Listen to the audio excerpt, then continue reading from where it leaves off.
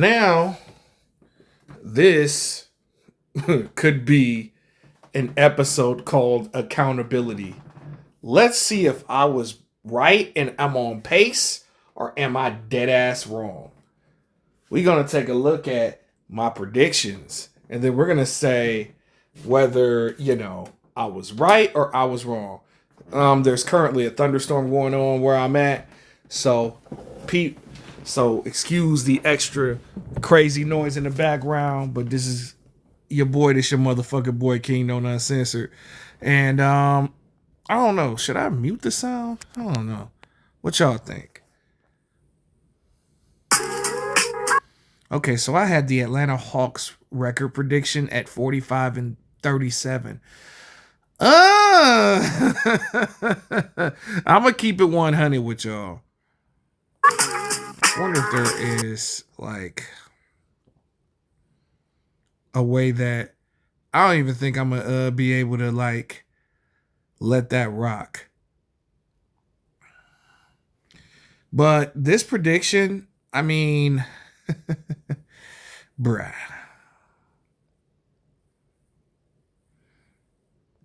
A1 from day. But let's see. I think I'm going to do this. I'm just going to play the video. I think it's best. Yeah, let's do that first.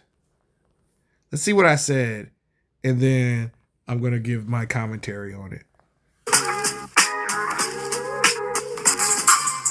All right, so the Atlanta Hawks, they had an excellent offseason, as I have stated before. The new GM came in, went to work, drafted Asa Newell, added Kristaps Porzingis, added Nickeil Alexander-Walker and Luke Kennard to go alongside Jalen Johnson and Trae Young. This roster is going to be very, very, very fun to watch. It's going to be high flying. It's going to be a lot of speed. It's going to be a lot of open shots being made. Atlanta's going to have a great team as long as Trae Young is healthy. Then you got Dyson Daniels, too. The roster is A1 from day one. Prediction for the Atlanta Hawks is 45 games. 45-37. Okay, so my thoughts about this is, yeah, I'm grading myself, y'all. But I'm not giving a grade. But y'all niggas know what the fuck I'm talking about. Well, could they still win 45 games? That I don't know of, because since Trae Young has gotten back, they've been what, 2-8? That's not a good look. They're below 500 right now. But I don't know about 45 games. I can say maybe 41 or 42. That's if they keep Trae Young. If they get rid of Trae Young, honestly, they can get this record. So I'm going to leave it at 50-50, a 50-50 chance that this happens. So, but if I were to give like a number, I would say 41-42 for this team. Still, because that roster is just too good and too competitive. And they have a really good 9-10 man rotation. So it shouldn't, yeah. Let's move on to Boston. Let's see what I thought here. Boston Celtics. Tatum's still limping, y'all. He is not 100%. I still don't believe he plays in 2026. You get rid of Drew Holiday. You get rid of Kristaps Porzingis. You draft Hugo Gonzalez, Amari Williams, and Max Shoga. Other acquisitions, Anthony Simons was a good pickup. Not a great one. They're still looking to probably trade him. Gorgas Niang is a decent pickup. Probably definitely going to start. Luka Garza, Josh Minott, two young players that have yet to prove themselves. Garza replaces Luke Cornett. But Jaylen Brown, this is his first test to prove that he could be a number one option in this league, because that's always been a question mark. I predict that the Boston Celtics win 41 games, so they go 41-41. That's my... I'm going to just be honest. I think they could win more than 41 games. At the pace that they going, They could probably win 45 games that Atlanta was supposed to win. Because I'm gonna be honest with you, I felt like they were gonna be up and down because this is like Jaylen Brown's first year as a number one option. We didn't know whether he could be a number one option, and right now he's proven to be a pretty solid number one option in this game. And I think that team could get they probably might get 6, 7, 8 seed range, maybe even 4 and 5. So I can say that maybe Boston can win 45, 44 games and could be maybe a top 5 through 8 in the East. East is very weak also. This also plays a role in why Boston is so good right now. Let me think. What's their record right now? Let me think.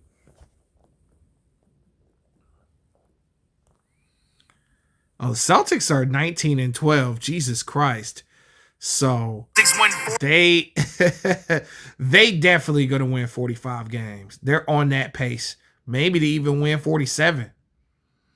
But they definitely going to be in the playoffs. I thought this was a play-in team on paper because I wasn't sure about how their bench was going to do, but their bench is doing pretty well. So let's look at Brooklyn. Next up, you got the Brooklyn Nets. This team is in a full rebuild. However, they did acquire Michael Porter Jr., who is set to be healthy at the start of training camp. He's definitely going to average 20 a game, alongside Cam Thomas, who is likely to return. They did draft Jaeger Denham, Nolan Traore, Drake Powell, Ben Seraph, and Danny Wolf, and acquired Terrence Mann. Still got Nick Claxton. Good team, but won't win many games. So my prediction for the Nets, their record, 19 wins. I'm going to be honest with you on this one. Brooklyn's doing a lot better than I thought. Let's see. Look at the standings right now. The Nets are 10 and 19. That's much better than the 19 and 63 record that I predicted, in my opinion. They're probably going to win maybe 26, 27 games. I was a little harsh in this prediction, but I mean, outside of the talent of Michael Porter Jr., I didn't think that he would be putting up all-star numbers. I thought, with his inconsistency in Denver, I thought that was going to show up. But when you give somebody like Michael Porter Jr. the opportunity to shoot multiple shots, maybe about 30 shots a game, that 19 per game he was averaging in Denver goes up to like 25, 26 a game. Then, Cam Thomas just came back. So I would say Brooklyn would probably win 27, 28 games. That's what they're on pace for right now. So I could say I was a little bit wrong, but I doubt it.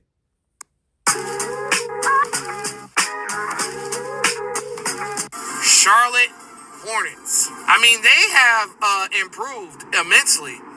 And you got a couple of guys, that is going to come back. Obviously, LaMelo Ball and Brandon Miller's health depends on this record. I expect them both to be healthy this season. So they drafted Con Knipple, drafted Liam McNeely, Zion James, and Ryan Kalkbrenner. Those guys are going to be instant help to this Hornets rotation. They signed Colin Sexton to be a six-man. That was a great pickup. Spencer Dinwiddie is also a guy that's going to contribute immediately. Mason Plumlee. I think this team could be a play-in team, maybe. I predict that the Charlotte Hornets win 36 games.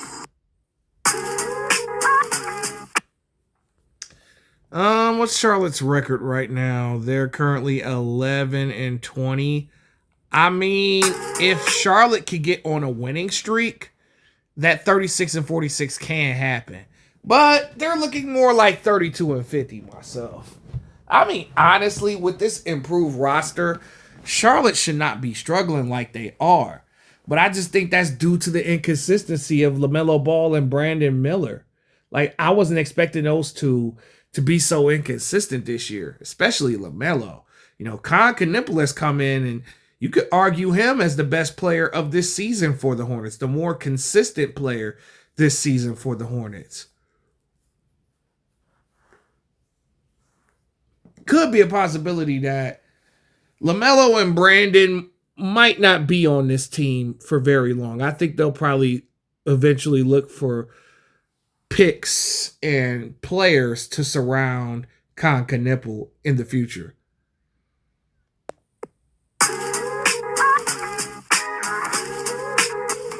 Next up, we got the Chicago Bulls. The Chicago Bulls still have not re-signed Josh Giddey. I don't know what's going on with that. They plan on releasing Vucevic. They drafted Noah Asinge, Lachlan Olbrich, and signed Isaac Okoro. Got him via trade. I'm not too excited about this Bulls team at all. They literally have nobody. I mean, Matas Bucelis, Ayo Dosunmu, they got a lot of young, talented players on this team, but young and winning don't always go together. The Bulls don't have enough vets. And then, you know, you got Kevin Huerter, who could possibly be bought out by a team, by a contender that's looking for a three-point shooter. So with that being said, I'm going to predict that the Chicago Bulls win 33 games. So they go 30. I think the Bulls are on pace to make this record because they had such a great start at the beginning of the season. I kind of knew and saw through it as fluke, but I just think that they have way too many defensive lapses. I think their inability to be consistent on the defensive end hurts them in a lot of games because Chicago got enough scoring to keep up with teams, but they just don't have rim protection. They don't have perimeter defense like that. And all those guys ended up coming back. You know, Giddey came back. This was before they re-signed Josh Giddey. You know, this was recorded before that. So, yeah, I still think that they're probably going to be 33 and 49, despite them being 15 and 16. They're a lot better on paper, but I think that they will be without the play-in. I've said this on multiple occasions. I'm not going to say this again. They have a complete roster. You got Garland. You got Donovan. You got Hunter. You got Strus. You got Mobley. You got Allen. You added Lonzo Ball.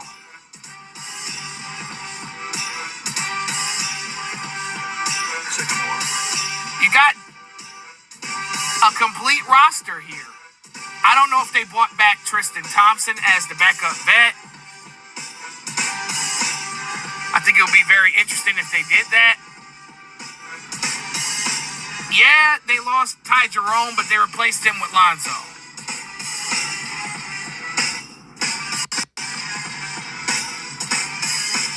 But it's not going to be that much of a loss anyway because Ty Jerome did not show up in that Indiana series. The Cavaliers, I'm going to say that they win 58 games. No excuse. Cavaliers are down bad. I was definitely wrong about this team. I think they still might get a top 5 seed in the East, but I told y'all before, like, I did not trust Kenny Atkinson as a head coach because it's just too much fun going on. It's too much happiness going on. You know what I'm saying? They're not getting to the shit. I mean, granted, Garland missed a few games to begin the season. Evan Mobley missed a few games this season. Donovan Mitchell missed a couple of games this season. But my biggest disappointment about this team is the Cavs bench. Like, DeAndre Hunter's inconsistent, which I didn't expect. Strus has been hurt for most of the season. Sam Merrill is a streaky shooter, not a consistent shooter. Reminds me of Joe Harris. You know, yeah, Cleveland's definitely not winning 58 games. I don't think they win 50 games now. I think they remain in that 43 to 47 range as far as wins are concerned. Because right now, currently, the Cavs are 17-16, and that doesn't say 50 win pace. Oh, boy. Next up, Dallas. You know, this is another team that it depends on their health. Kyrie is coming back from an ACL later on in the year. They drafted Cooper Flag #1 overall. They traded their franchise player in Luka Doncic, and they signed D'Angelo Russell. This is a complete team we're talking about here from top to bottom. Derek Lively, Daniel Gafford, PJ Washington, Najee Marshall, D'Angelo Russell, Cooper Flag, Klay Thompson.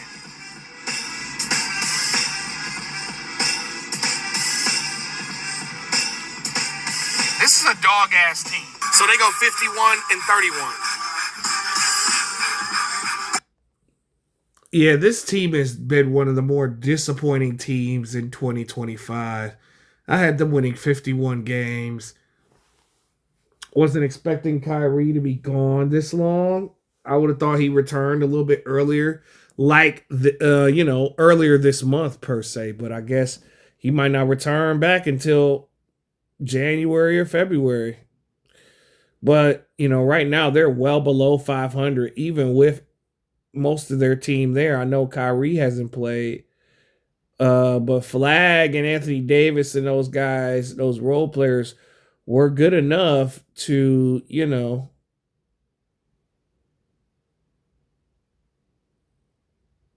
how can I put this?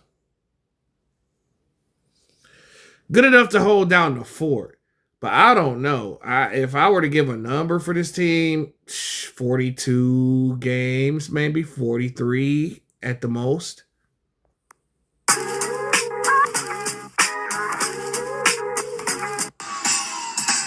Next up, we have the Denver Nuggets, in which I think, based on their offseason acquisitions, could be the second best team in the West. Swapping out Michael Porter Jr., who has been inconsistent and a liability for a more consistent shooter in Cam Johnson, has risen the stock for Nikola Jokic. Then adding a proper backup in Valanciunas, who wants to be in Denver. Tim Hardaway Jr., Bruce Brown returning. I truly believe that Aaron Gordon is the X factor for this Nuggets team. I'm going to give the Denver Nuggets 53 wins. So they'll go, 53-29? I'm going to be honest with you. Obviously, we know Denver has had injuries to Christian Braun, injuries to Aaron Gordon, injuries to Cam Johnson. But even with those losses, I still think Denver can compete. I still think that Denver can get this 53-29 record, even without Gordon, Brown, and what's his name? Cam Johnson. Now, the Cam Johnson take was a bad take, as Michael Porter Jr.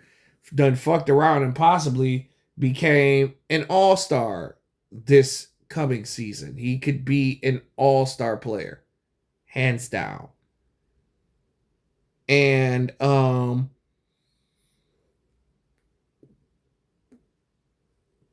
Johnson has become inconsistent on Denver, and now he's hurt. So maybe they could flip Cam Johnson into something else, but that was the only bad take I had. I still believe that these guys are going to win 53 games regardless. They have Nikola Jokic, ladies and gentlemen, Joe Chamberlain, Stat Jesus.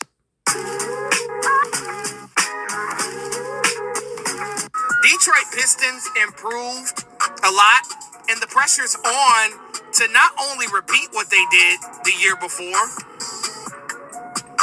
but to have some progression. Because this team took a crazy leap from 14 wins to 44 wins. You know, they drafted Chaz Lanier, who was one of the top 5 shooters of this year's draft. You signed Duncan Robinson, who is one of the best shooters in the league. You get Karis LeVert, who is an all-around player on both ends of the court. You know, they lost Tim Hardaway Jr. They lost possibly, maybe, Malik Beasley. Cade Cunningham, who's probably going to have another All-NBA season, of course, depending on health. Jaden Ivey's back into the fold. He's looking to be a problem. Duran, obviously, Tobias Harris comes back. So I say 43 and 39 for the Detroit Pistons. Now, I didn't even expect what Detroit is doing right now, despite them, you know, being already a playoff contender. But now they're championship contenders with them still being at the top of the Eastern Conference. I didn't even expect my own team to progress to that level. They have surpassed my expectations, and they're probably going to win bare minimum 50 games. They're probably going to win like 53, 54 games. And I like this team. I don't think Detroit should make any moves, but the 43 and 39 thing, you know, that's just based on the losses. You have to think about it. They did lose a majority of their scoring. You lost Malik Beasley, who was number 2 in three-pointers made. You lost Tim Hardaway Jr., who's over in Denver balling. You lost Dennis Schroeder, who was one of the major keys in the Pistons' playoff run and played our brand of tough basketball. So I took that into account, but these guys surpassed the expectations and got so much better. And I'm so proud of the Pistons, man. No doubt. Golden State, I think a full year of Steph and Jimmy Butler is going to show the potential of the Warriors. But with the Warriors not making many moves, I think that's going to hurt them more than help them. I understand that the team gets more chemistry. I mean, they lost their anchor in Kevon Looney in the middle, so their rebounding is going to regress. Maybe, hopefully, Trace Jackson Davis steps in, or maybe they make another move for another center. But the Warriors, as it stands right now, still have, you know, obviously Steph, Jimmy, Draymond, Jackson Davis, Podziemski, Buddy Hield. Still going to keep Kuminga. So we don't know if he is going to stay. The Warriors, as they are right now, I'm going to give them 42 wins. I think they on pace to make this record. I think they are they below 500? I think they're below 500, y'all, right now. Well, they're at 500. So I would say that this is pretty accurate. This is one of the times where I might be on point. So I got to give myself that grace that this was damn near a perfect prediction, because I knew they were going to be up and down. I mean, the Western Conference is getting better around them while they're getting older. Even Steve Kerr is starting to acknowledge that this ain't the same Warriors team from before. You got to take a look at it.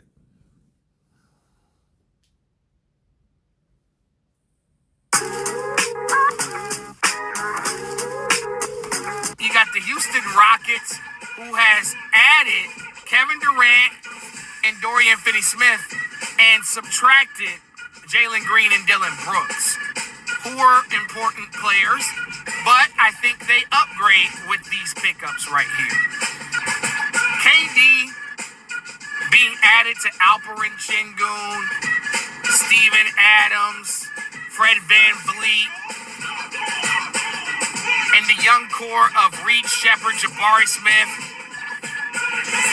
and Amin Thompson.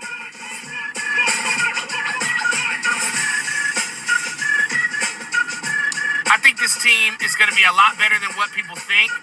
And I think that with Ime Udoka's coaching, I think KD will be more aggressive on the defensive end.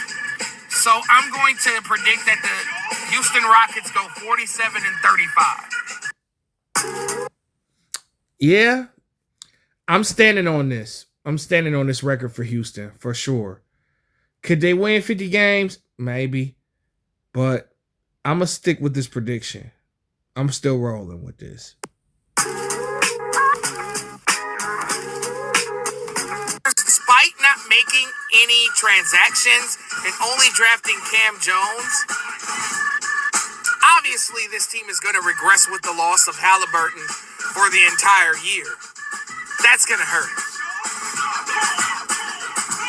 But I think that Andrew Nembhard can move in and be a decent replacement to Halliburton. And I believe that Mathurin moves into the starting lineup. Even without Halliburton, I got the Indiana Pacers winning 42 games.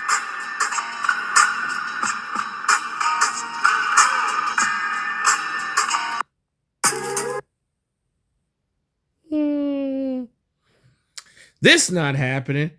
The Pacers are going to go right into the fucking lottery where they could add. I think they got to draft the best center available, because the loss of Miles Turner has affected this team. It leaves their middle, the middle of the paint open for guys to just drive to the basket on this team. You know what I'm saying? So I think this team is going to be lottery bound. With no Halliburton, you could tell how different this team is. They don't close out games like they used to, and they just had a very slow start. And I don't think that they'll be able to recover from that. I say this team wins about 32, 33 games at best. The Los Angeles Clippers, the Clippers have improved with acquiring the likes of Bradley Beal. You know what I'm saying? Reacquiring Chris Paul as a backup point guard. Drafting Kobe Sanders and Yannick Konan Niederhauser, who's a lob threat. Signing Brook Lopez. A lot of people make fun of them for their age, but I don't know. I think it just depends on the health of everybody. You got a lot of guys who have suffered major injuries. Chris Paul was actually healthy last year, but this team has got some potential to at least make it to the second round of the playoffs. I got the Clippers winning 48 games, so they go 48-34 in my book. I mean, from the outside looking in on paper, this is a good record, but this is probably the worst prediction. But however, the way that the Clippers have been playing the last 3 or 4 games, they've been on demon time. Could they turn this shit around and become a playoff contender? I say a play-in contender. It's possible. They actually believe, that's why they haven't made any trades, because they believe that they can make the playoffs. Now, Chris Paul getting sent home was not on the bingo card by no means. How they sent home a Clipper legend. You know what I mean? Because I guess he was doing too much. But they started off slow when they got rid of him, but they've been better over the last few games. But they're on pace to probably win 40, 41 games, maybe squeak into one of those play-in spots, in my opinion, and then probably fight their way to the 8th spot in the West. Maybe. If they continue on this run. But me personally, I don't see this team making the playoffs. I say that they one game out at 41-41, and somebody else just overtakes them with the same record.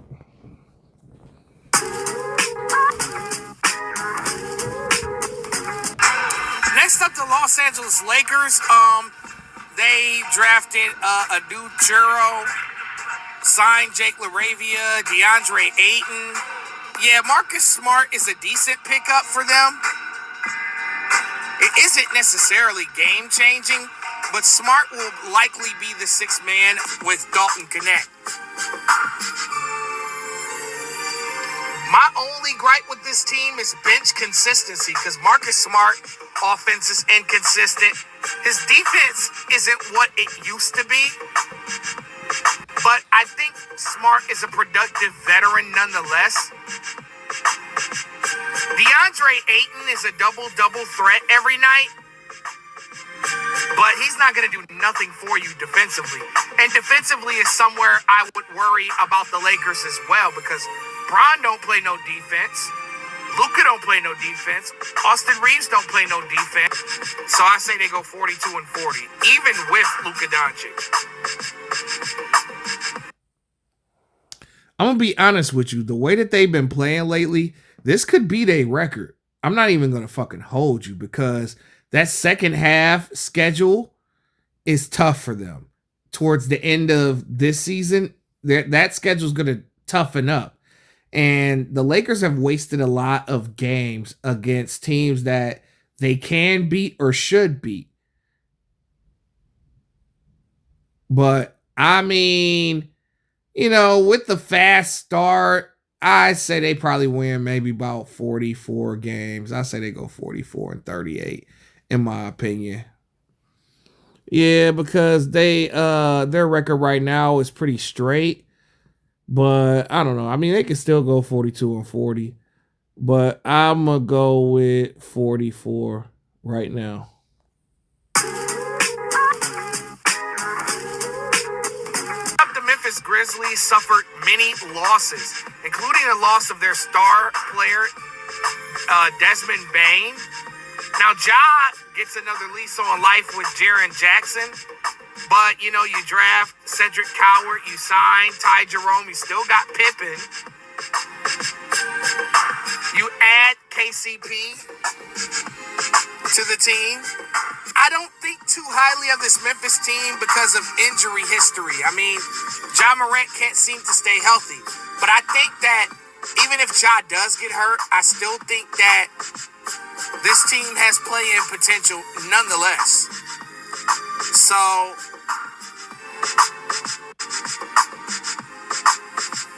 I think Cedric Coward has a lot of potential. I think he's more of the most mysterious and interesting piece this team's got to offer as far as rookies are concerned. So, with that being said, I say the Memphis Grizzlies go 38-44. Now, as far as the Grizzlies are concerned,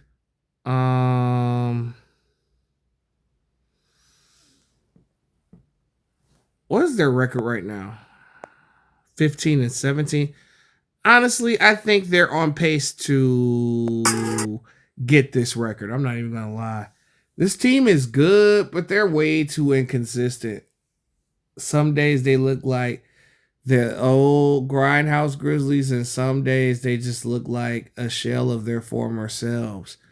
I mean, but I just think it's the lack of consistency from everybody on the team that makes me think that they're going to win 38 games. So I'm going to stick with this 38-44 pick. Next up, the Miami Heat is another team that I feel is going to regress next season. Their starting five is pretty good. I'm not going to lie. Their starting five is good, but of rookie, Kasparas Giannakis, Jaime Jaquez got a lot of potential. Nikola Jovic has some potential, but I don't believe that they will tap into it this season. I just see another situation where Miami enters the lottery. I don't think Tyler and Bam are going to be enough. So I got the Miami Heat winning 36 games next year. I say they go 36-40. I'm going to be honest with you. I couldn't have been more wrong. Now, this I would give myself an F for as far as the prediction is concerned. Miami's going to win more than 36 games. They're probably going to win 43 games, probably.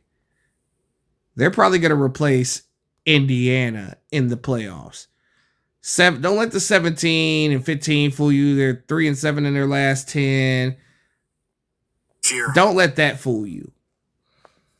I just think that the acquiring of Norman Powell, uh, keeping Andrew Wiggins alongside Jaquez and Hero and Bam and Khalil Ware, those are really, really good players. They have one of the better rotations in the league. That's just my opinion.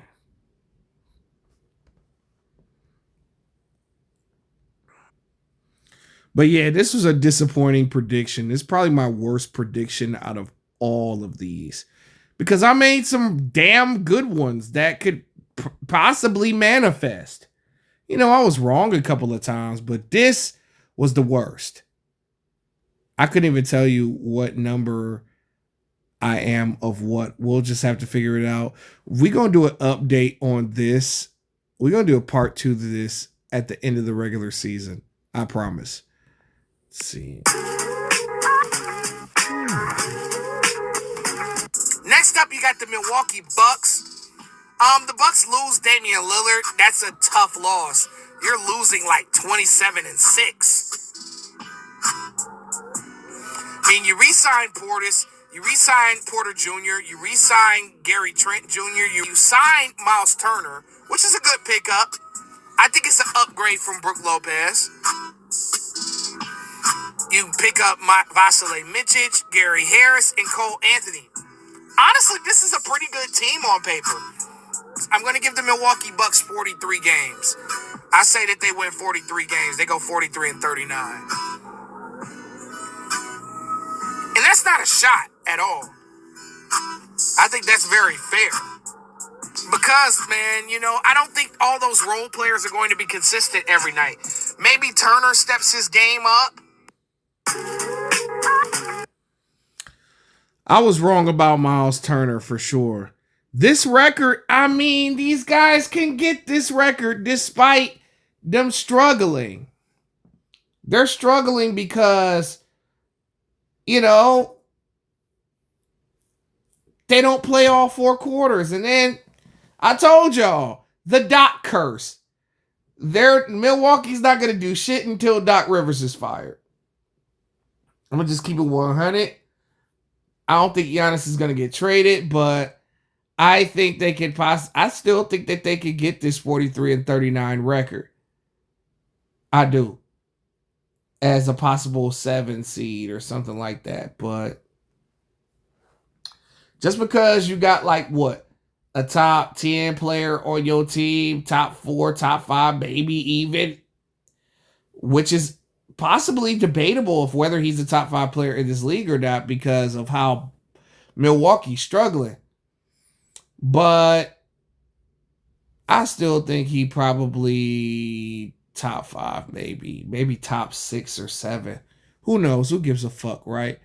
But I think that Milwaukee can get this record still, even despite their flaws. The Minnesota Timberwolves, this team's going to be good. Joan Berenger and Rocco Zikarsky, those are 2, centers. They're going to help Minnesota. Like, even if Gobert struggles, I mean, I still think that Minnesota needs to trade Gobert to get some role players that could help this team. Anthony Edwards is going to step it up once again. These guys have been to back-to-back conference finals, and I don't see them slacking anytime soon, especially with Julius Randle back for the long term. Mike Conley's back. He's read up. Dante DiVincenzo's there. But I like this Minnesota team. Jaden McDaniels is going to step up too in the absence of Nickeil Alexander-Walker. He's gone. Minnesota Timberwolves winning 50 games. So I got them going 50. They definitely can win 50 games. Even with the loss of Nickeil Alexander-Walker, because Bones Highland has stepped in and filled that role pretty well. And this team is still dangerous. I still think that they need to give one of those rookie centers a chance because Rudy Gobert is just not it. He's just not it for me.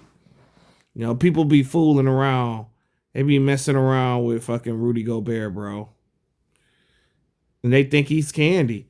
But I still think Ant-Man and them can win 50 games, possibly be a top 3, 4 seed in the West.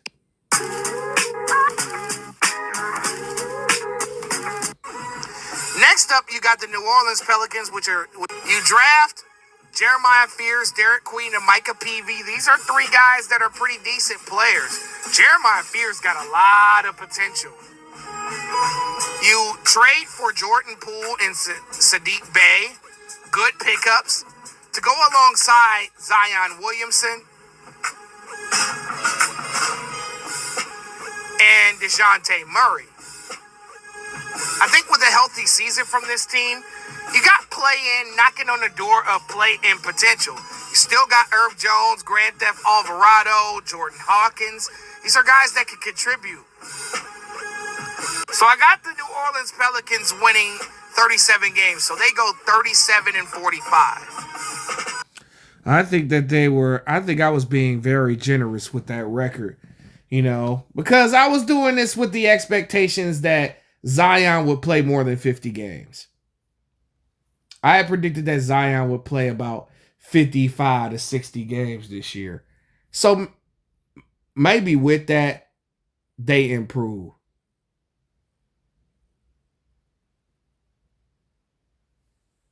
But I ain't got no clue in the world. I think New Orleans is toast. I think they are fucked. Like, what's their record right now? Let me see. Yeah, they're the worst team in the West. 3rd worst team in the league. Yeah, I think that they could, at best, they win 25, 26 games. That's just my opinion.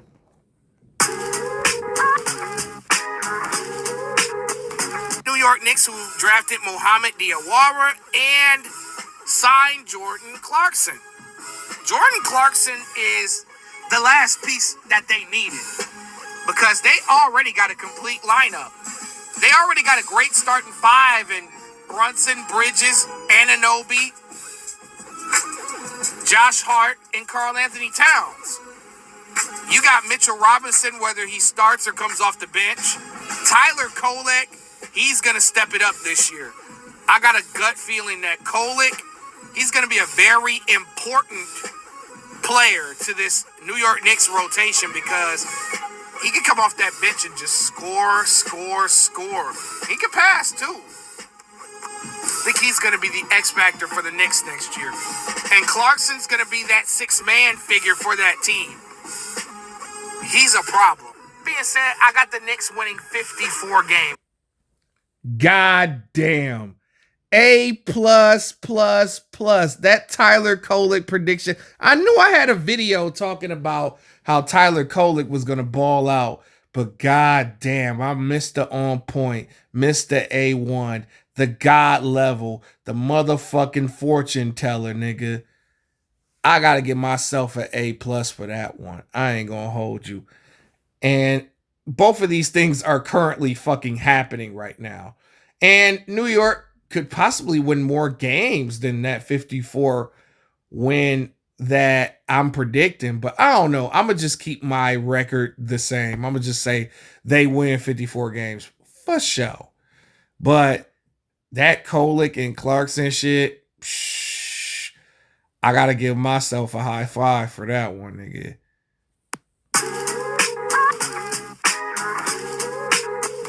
Next up, you got your defending champs, Oklahoma City Thunder.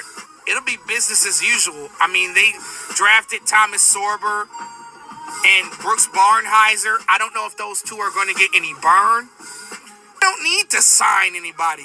They don't need free agent acquisitions. They don't need a bunch of big names.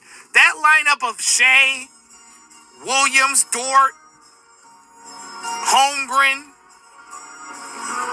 and Hartenstein, one of the best starting lineups in the world. Got one of the best benches in the league, too, with Caruso and Cason Wallace and those guys. I think Mitchell might make the team. I think Topic might make his debut next season. This Thunder team is scary hours. So, with that being said, I got the Thunder winning 62 games. To be honest with you, they might end up with the same record as they did last year.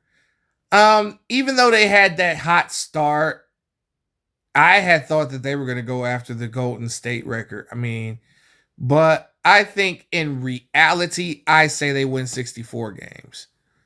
But 62-20, I predicted that because, the same thing that is happening to them now is what I predicted, which means that teams were going to be targeting the Thunder because of the fact that these guys are the defending champs. These guys were just, how can I put this? I would say that a lot of these teams are going to want blood because obviously they're the defending champs. So, yeah, a team like the San Antonio Spurs, they got their number. I ain't going to lie. But OKC, they're going to win at least 60 games this year. So I was kind of correct on this prediction.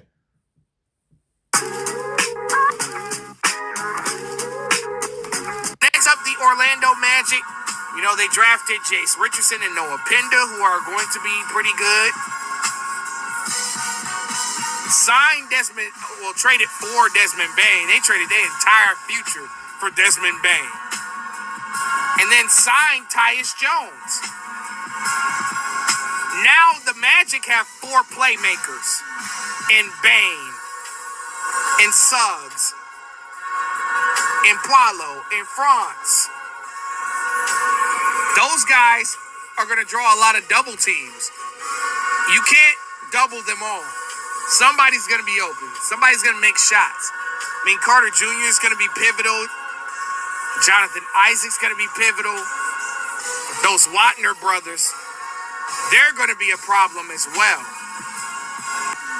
I'm going to give the Orlando Magic 48 wins. So I say that the Magic go 48-34. Man, these videos are fucking fire that I put together. I ain't gonna even lie. But, what's Orlando's record right now?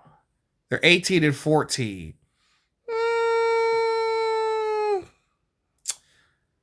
With the loss of Franz Wagner, I don't know if they get 48, but they could get 45 or 46. That's just me.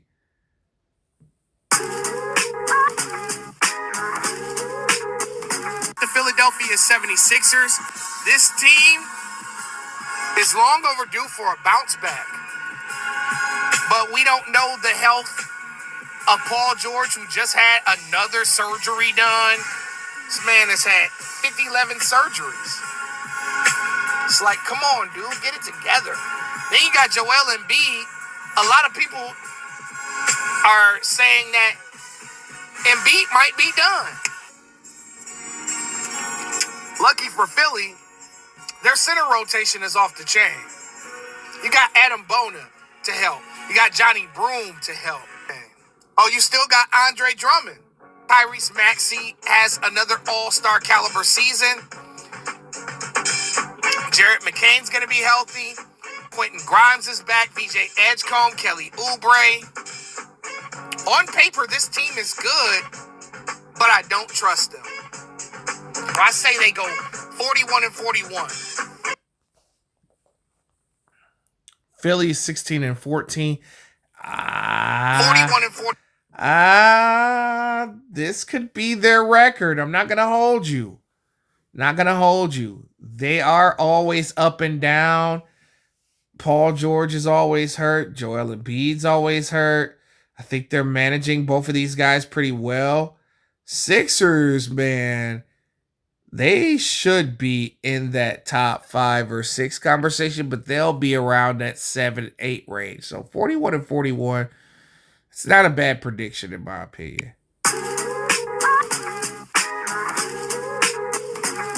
Next up, you got the Phoenix Suns. Devin Booker's still here, but he's got a new cast of players there to help him. You don't have to worry about whether Kevin Durant's going to remain healthy. You don't have to worry about locker room issue, Bradley Beal. You got a whole new coach. You got a whole new team. And you got some good role players in Phoenix. I mean, drafting Kaman Malawach, Rasheer Fleming, Kobe Brea, trading for Jalen Green and Dylan Brooks, signing the EuroLeague MVP Nigel Hayes. This Phoenix team could be a dark horse in the West. I mean, you still have Royce O'Neal, Grayson Allen, Ryan Dunn, Oso Iguodaro, and adding Dylan Brooks too. Like, you get some edge.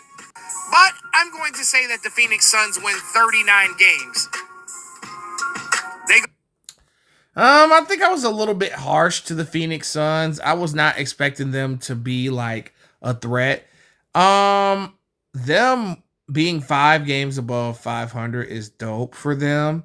I would have thought they would have been like where the Grizzlies are currently at, like around 9, which I still think can possibly happen. But yeah, I could say I was a little bit wrong about them. I'm not gonna lie. We got the Portland Trailblazers. No Dame this year. But you add Drew Holiday. You drafted Young Hansen, who has a pretty high IQ.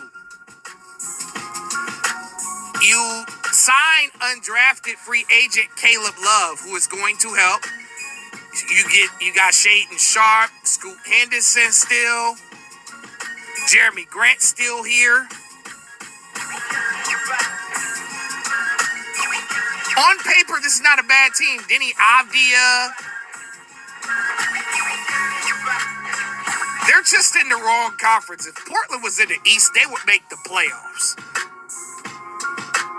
Easily make the playoffs. Donovan Clingan, he's going to be the starting center now.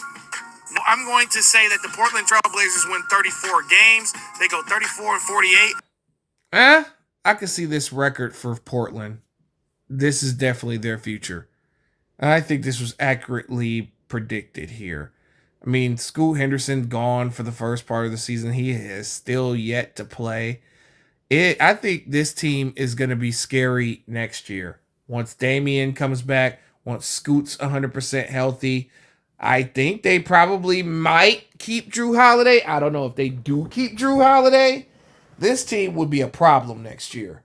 But I don't know. I think a lot of these teams that are looking for a veteran point guard like Drew Holiday, maybe even the Clippers could use Drew Holiday. I don't know, but fuck it, man. I think this is accurately predicted right here.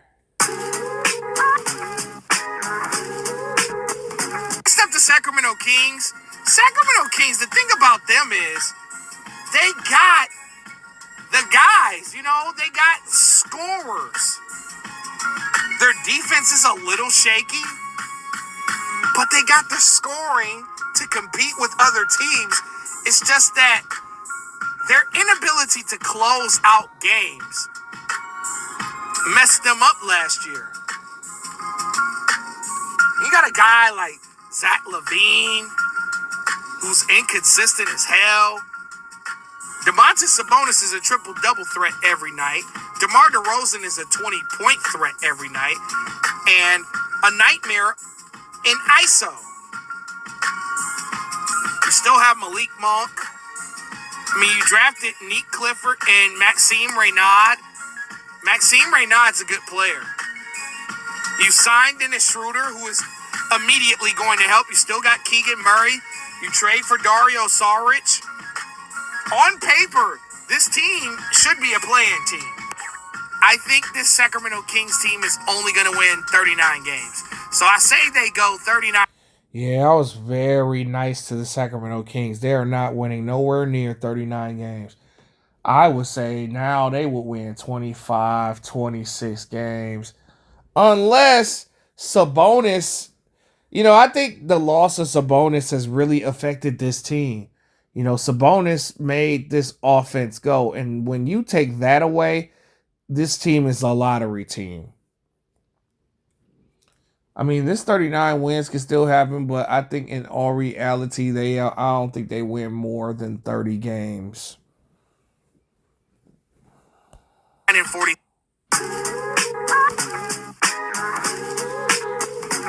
Destined to make a jump next year, the San Antonio Spurs.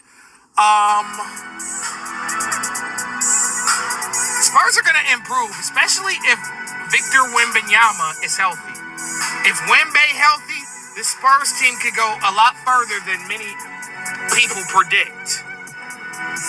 I mean, I love them drafting Dylan Harper and Carter Bryant, two good players that's going to be a part of this rotation with Keldon Johnson, with De'Aaron Fox, with Stephon Castle. Yeah, they lose veteran point guard and Chris Paul, but I think they'll be fine without him. Harrison Barnes is still there. I'm going to say that the San Antonio Spurs win 40 games next year, so they go 40-42. Yeah, I was definitely dead wrong about the prediction. I knew that they were going to improve from their record last year, but I played it safe instead of played it. I should have been a little bit more aggressive, but they're definitely winning more than 40 games.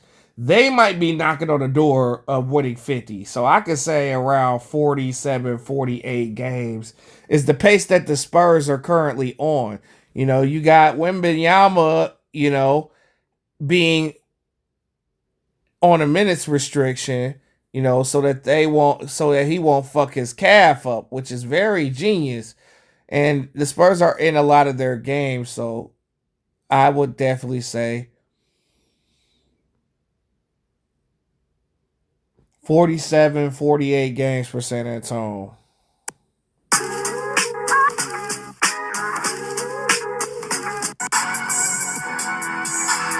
The Toronto Raptors, I know they acquired Brandon Ingram, who did not play a game for the Raptors last year. I think they're just a youth movement right now. You know what I'm saying? They're not going to win a lot of games. They're going to win. I think they win around the same amount of games they won last year. I mean, you drafted Colin Murray Boyles. You saw his reaction to getting drafted by the Raptors. That motherfucker said, fuck.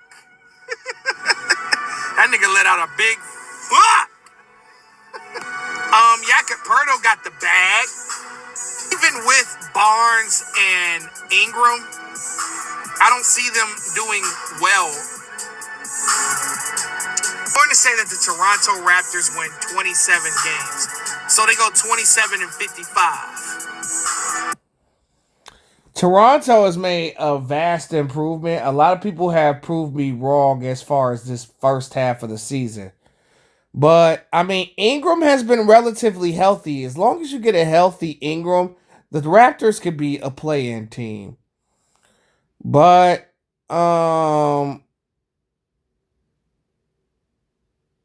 yeah, they should just, let me think. I would say Toronto wins 42 games. I'm gonna be nice. At the pace that they're going, they could win 40 to 42 games.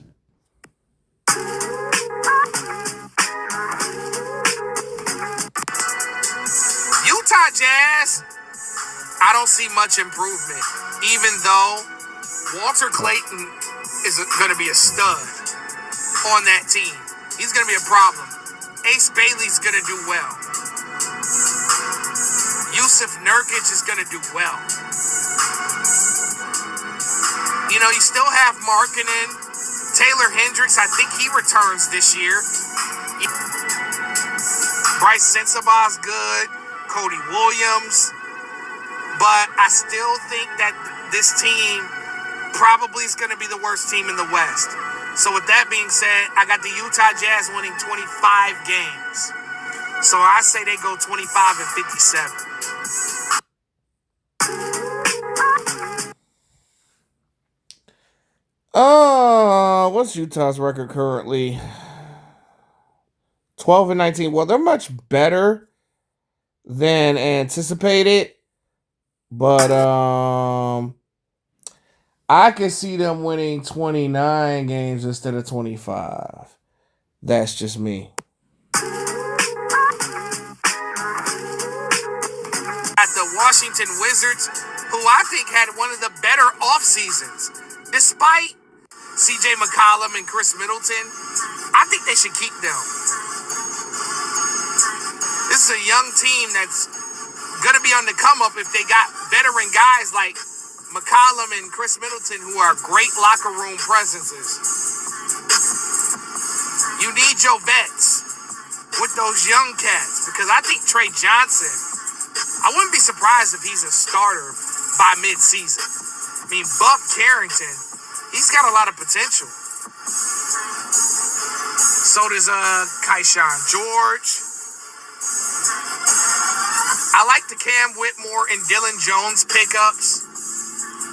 You know, they drafted Will Riley and Jameer Watkins and Trey Johnson, Bilal Coulibaly. This Washington team, then they re-signed Marvin Bagley III. So with that being said, I got the Washington Wizards winning 38 games. So I say they go 38-44. At the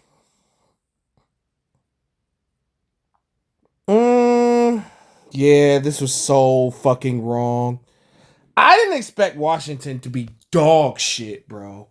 Like with the additions of McCollum and fucking Chris Middleton, I thought this team was gonna go places. You know what I mean? I thought they would be much better with a little bit more structure and more veteran help. But boy, I was wrong. This team is still mediocre. And free CJ McCollum and free Chris Middleton, bro. These guys will not win 25 games this year. Hate to say it. Sorry, not sorry. In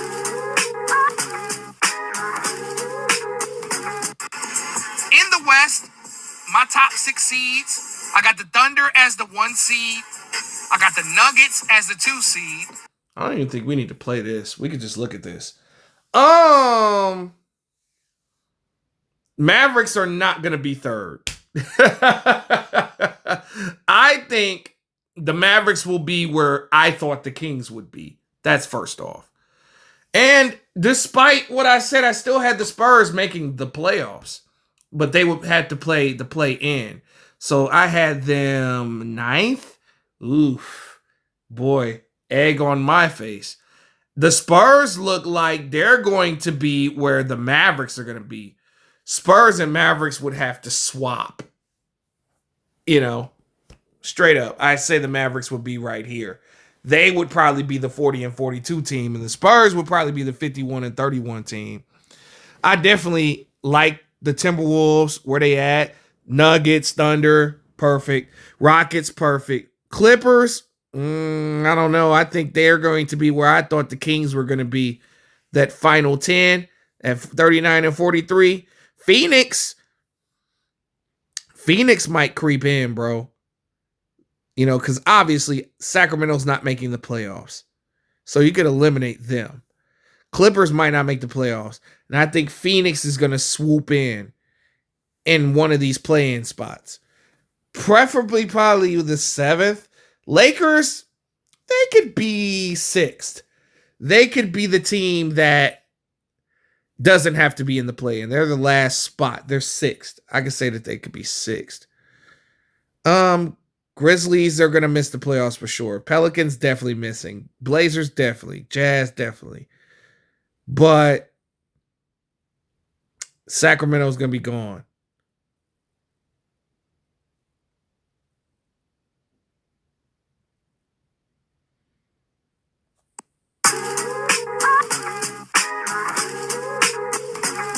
Now, as far as the Eastern, Cavaliers are going to fall. If you switch the positions of the Cavs and the Pistons, I think that's what it's going to really be. I think the Pistons are going to maintain the number 1 seed. I think they're going to be in the battle with the New York Knicks for the best record. I think it's going to come down to 0.5 games. And I think Detroit's going to edge them for home court advantage throughout the whole playoffs. You switch the Cavs and the Pistons. I think the Cavs are going to be 5th. For sure. Magic fine where they are. Knicks fine where they are. Hawks. Hawks would have to switch spots with the Celtics. Miami, obviously the Wizards are not gonna make it to the play-in. So Miami Heat would have to make that move. They would switch with the Wizards, in my opinion. Then the Heat would probably take the Bucks spot here. I would say the Bucks would be the final play-in spot. Boston would probably be where the Pistons are. That's just me. Pacers are not going to make it. So you could take them out. You could take the Wizards out. Heat, I don't know. I mean, Raptors are going to be in. I say the Raptors get one of these play-in spots. So I would say Detroit at 1, New York at 2, Orlando at 3, Celtics at 4. I would say Celtics at 4.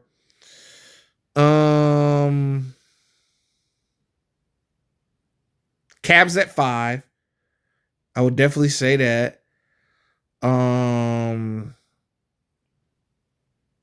Heat at 6. I'd go with Heat at the 6th spot. Then as far as the play-in is concerned, Sixers at 7. Definitely Sixers at 7. Who will be 8? I would say Atlanta. I would say Atlanta at 8. Yeah, Atlanta would be the most dangerous 8 seed. Ooh. I would hope my Pistons wouldn't have to play the Hawks in the first round. That'd be a tough series. That could go 6 games for sure.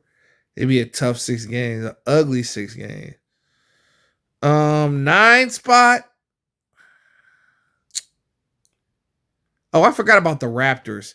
My bad, Raptors. So, yeah, I would have to put the Raptors at 8 then. And then the Hawks at 9. That would work. Then I say the Bucks get the final play-in spot. So I would still put the Sixers above the Raptors. So, yep. I think that's what it would be.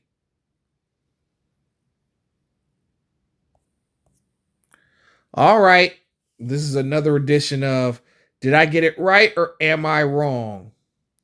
This is your boy King No Uncensored, and I'm out.